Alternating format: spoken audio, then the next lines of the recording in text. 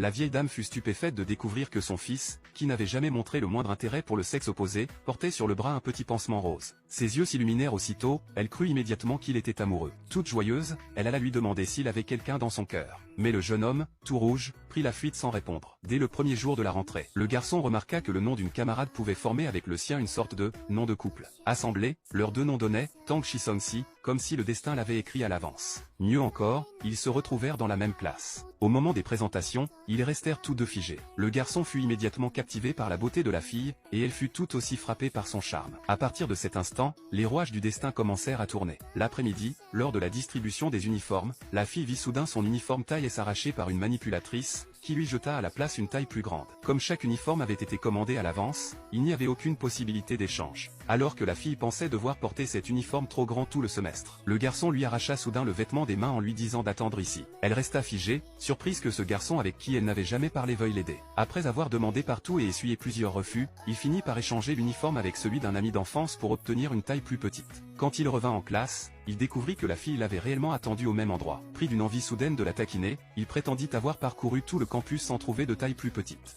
Déçu, la fille ne lui en voulut pourtant pas. Mais lorsqu'elle lui demanda où était son uniforme, il répondit qu'il l'avait perdu. Elle paniqua aussitôt, perdre un uniforme lui vaudrait sûrement une sanction. À cet instant, le garçon sortit l'uniforme de derrière son dos. Comprenant qu'elle avait été dupée, la fille se mit en colère, reprit l'uniforme et s'éloigna sans un mot. Le garçon, surpris, comprit qu'il avait été maladroit. Il voulait simplement se rapprocher d'elle, mais ne pensait pas qu'elle se fâcherait vraiment. Il la rattrapa rapidement et glissa l'uniforme dans son sac.